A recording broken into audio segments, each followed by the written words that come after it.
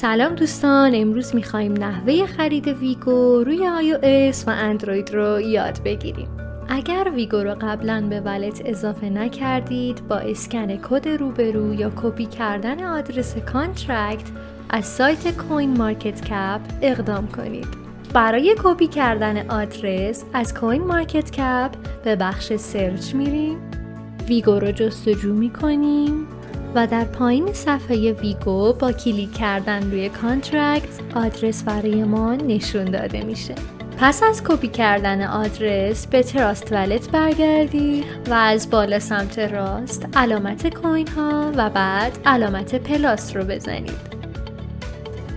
نتورک رو روی شبکه فانتوم بذارید و آدرسی که کپی کرده بودید رو در زیر اون پیست کنید.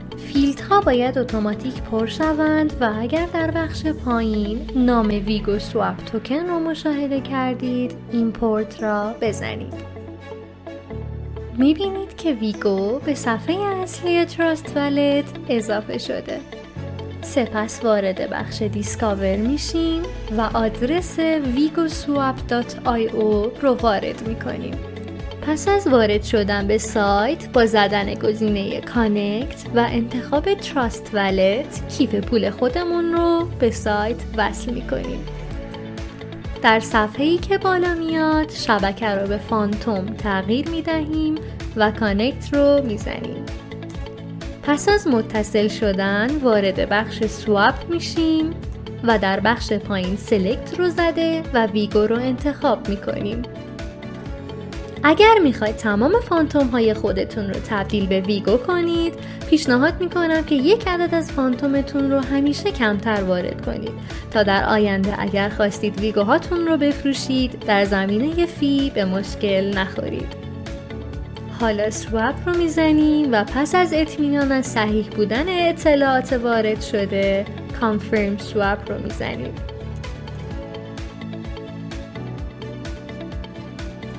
روی اندروید یکی از راه‌های خرید ویگو استفاده از والت سیفپال هستش.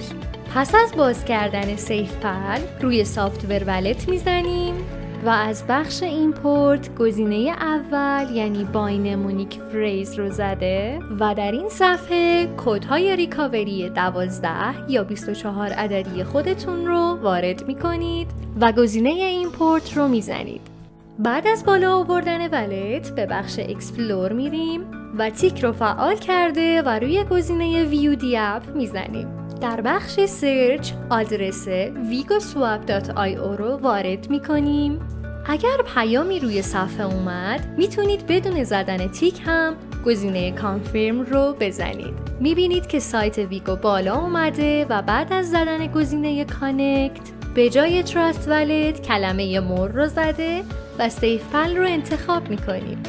میتونید باقی مراحل رو مانند بخش اول ویدیو پیش ببرید. اما اگر دوست ندارید که والتتون رو روی چند برنامه بالا بیارید و میخواید همه چیز در تراست والتتون باقی بمونه، میتونید از اگریگیتورهایی مثل فایربرد یا اوپن اوشن استفاده کنید. به تراست والت برمیگردیم تا استفاده از یکی از این سایت ها رو یاد بگیریم. وارد بخش دیسکاور میشیم و کلمه اوپن اوشن رو سرچ میکنیم. سپس روی لوگوی اوپن اوشن میزنیم و والت خودمون رو کانکت میکنیم. بعد از کانکت شدن باید شبکه رو به فانتوم تغییر بدیم. پس روی 3 نقطه بالای صفحه کلیک میکنیم و گزینه نتورک رو میبینیم که روی اتریوم هست. روی اون کلیک میکنیم و به فانتوم تغییرش میدیم. در این مرحله باید جفت ارزهایی رو که میخوایم مبادله کنیم رو انتخاب کنیم. پس گزینه اول رو به فانتوم و گزینه پایین رو به ویگو تغییر میدیم. نرخی رو که میخواید تبدیل کنید رو وارد کرده و گزینه سواپ ناو رو میزنیم. پس از اطمینان از صحیح بودن اعداد وارد شده، کانفرم رو میزنیم.